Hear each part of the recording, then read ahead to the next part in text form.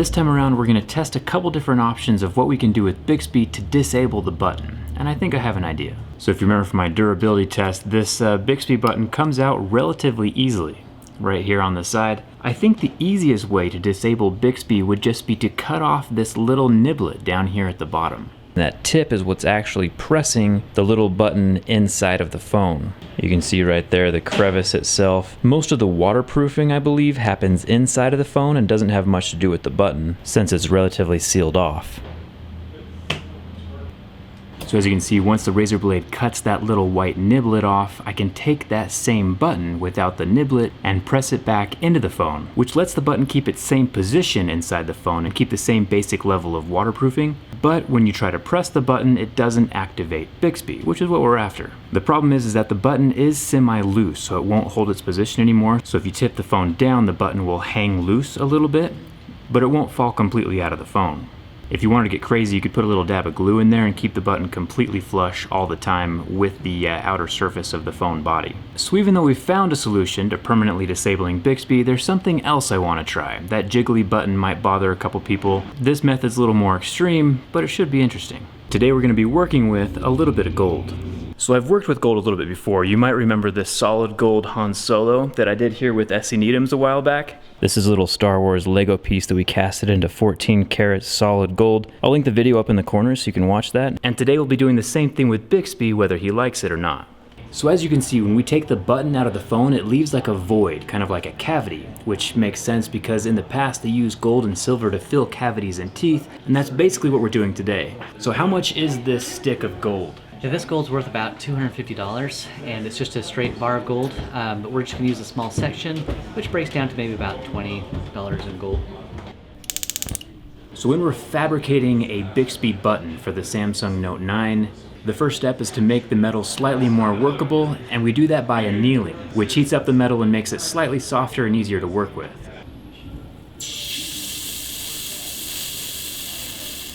Then we can cut the 14 karat gold stick into the basic size that we need and start trimming it down so it'll fit the hole perfectly.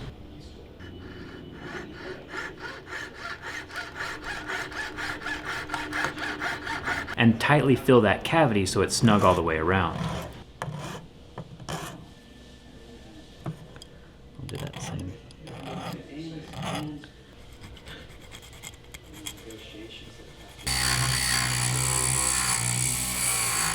After the button goes into the phone, it's not going to come out, so we're going to make sure that it's polished, sanded, and looks good before we set it into place inside of the phone.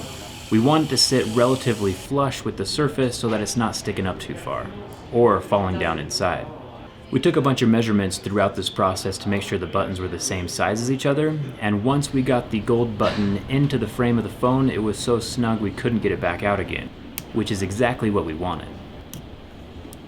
Before we start chopping Bixby into bits, let's get a definitive answer on whether he has anything to do with water resistance or not. And the only way to know for sure is from the inside. You can see both the volume and Bixby buttons are run off the same sensor ribbon, with little square contact pads, and when I pull the buttons out, you can see some gray rubber blocking the hole inside of the cell phone. The button undercarriage contraption is made up of two components. One is this metal bracket with the electronic buttons themselves, and two, the secondary bracket with the rubber pads on the surface.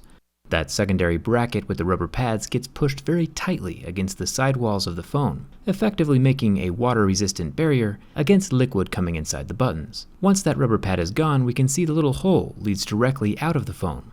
After pushing the gold button out from the inside, we can see that the Bixby cavity has the same design with the little hole underneath.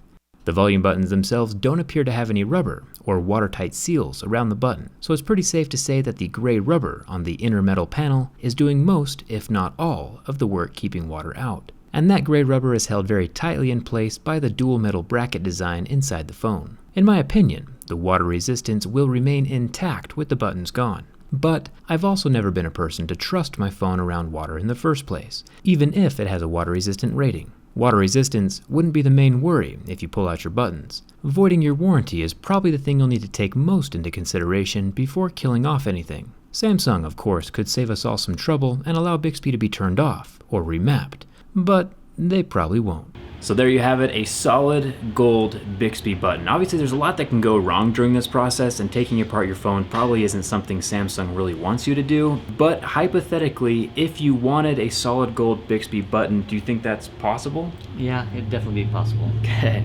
If we decide to, not sure if we will yet, down in the video description there'll be a link if you want a solid gold Bixby button for your phone. Right now it's probably just for the Note 9, but we'll see what we can come up with for the other phones. It's a conversation piece, but it works. Working with precious metals is always an adventure. Super huge thanks to Joe here at SC Needham's for helping me out with this project, and thanks a ton for watching. We'll see you around.